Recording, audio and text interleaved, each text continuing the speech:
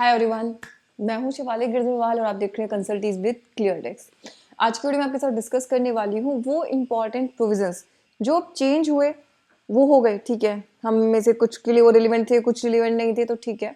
But अब उनके change होने के बाद हम ऐसी क्या करें कि हम लोग अननेसेसरी नोटिस या रिकवरी से बच सके और हमारा जो बिजनेस है वो स्मूथ चल सके। उसके लिए कुछ टिप्स मैं आपको दूंगी जो आपके डेफिनेटली काम आएंगी। सबसे पहली टिप्स, आपको अपनी GSTR 1 और GSTR 3 भी दोनों की दोनों रिकंसाइल करके फाइल करनी है। यानी कि आप जब GSTR 1 फाइल कर रहे हैं तो GSTR 1 में आपकी जितनी लाइबिलिटी है, अब जैसा कि आप जान चुके होंगे अभी तक कि 1 जनवरी के बाद से अगर आपकी GSTR 1 में जो आपकी लाइबिलिटी है उससे कम लाइबिलिटी आपने GSTR 3 में पे की तो आप पे रिकवरी हो सकती है। मैंने अपने वीडियो में भी ये चीज़ एक्सप्लेन की थी कि जितना इसको डराया जा रहा है, मतलब ऐसा नहीं होगा कि हमेशा ही आपकी रिकवरी हो जाएगी। आपको सुनने का मौका हमेशा डिपार्टमेंट देगा, अपॉर्चुनिटी ऑफ बीइंग हेड आपको मिलेगी। लेकिन है कि अननेसेसरी हम ऐसी चीज़ों में फंसें क्यों। तो आपकी जो लाइबिलिटी है वो आप GSTR 1 के टाइम पे ही चेक कर लो कि भैया मेरी जो टर्नओवर है, टैक्सेबल टर्नओवर, वो कितनी बैठ रही है।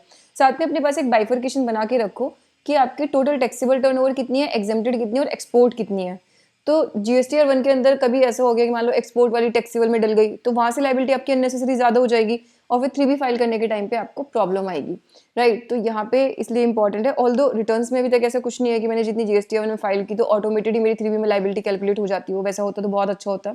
बट स्टिल हमें वो हमेशा रिकंसाइल करके फाइल करनी है। यानी कि GSTR 1 फाइल करने के टाइम पे भी आपको पता होना चाहिए कि मेरी टैक्स लाइबिलिटी इस GSTR 1 के हिसाब से कितनी बैठती है और 3 में आप उतनी टैक्स लाइबिलिटी पे करें। इसके बाद जो दूसरी सबसे इंपॉर्टेंट टास्क है वो इंपॉर्टेंट टास्क है आपको अपना 2A के साथ में मैच करना है जो इनपुट टैक्स क्रेडिट आपने लिया है।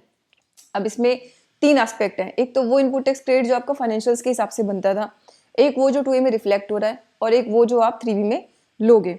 अब जो फाइनेंशियल्स वाला है वो तो चेंज हो सकता है, मतलब वो 3B से मैच ना करे पॉसिबल है, या फिर वो 2A से मैच ना करे ये भी पॉसिबल है। लेकिन 2A और 3B वाले जो हैं वो आपका इनपुट टैक्स क्रेडिट मैच होना चाहिए। अगर वो आपका मैच नहीं है तो आपने इनपुट टैक्स क्रेडिट ज़्यादा ले लिया है। अब यहाँ पे सवाल ये पैदा होता है कि ज़्यादा जो मैंने इनपुट टैक्स क्रेडिट लिया उसको मैंने अवेल कर लिया बट यूटिलाइज नहीं किया तो क्या मुझ पर इंटरेस्ट लगेगा।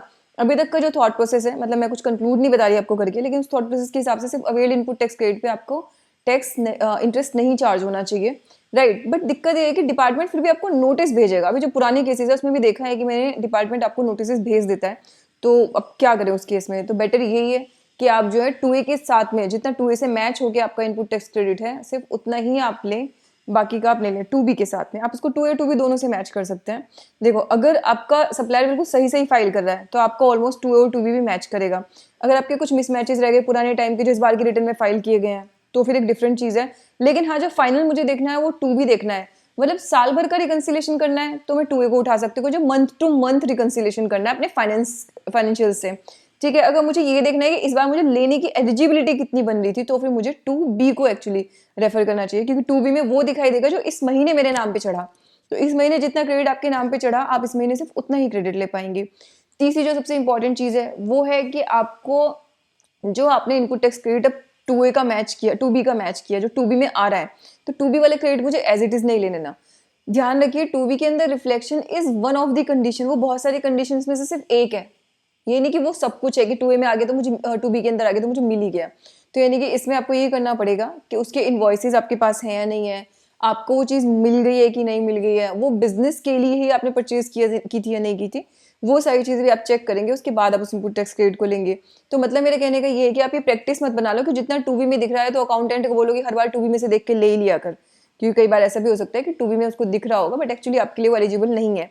यानी कि एलिजिबल होने के लिए 2B में दिखना तो मैंडेटरी है, लेकिन 2B में दिखने के बाद भी वो एलिजिबल हो जाए ये मैंडेटरी नहीं है। So it is one of the condition, मतलब बहुत सारी शर्तों में से एक है वो, लेकिन वो सब कुछ नहीं है।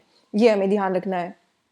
अच्छा, फिर जो लास्ट चीज़ हमें ध्यान रखनी है वो ये कि हमें अपनी दोनों रिटर्न्स टाइमली फाइल करनी है। ये बहुत बहुत ज़रूरी हो चला है, क्योंकि अगर अब आप टाइम से रिटर्न फाइल नहीं करोगे, यानी कि आपने मान लीजिए 1 फाइल कर दी और 3 भी आपने टाइम से फाइल नहीं की, तो डिपार्टमेंट तो यही मानेगा कि लास्ट डेट के बाद कि आपने जितनी अमाउंट 1 में दिखाई थी उतनी आपने एक्चुअली 3 के टाइम पे डिपॉजिट की नहीं है।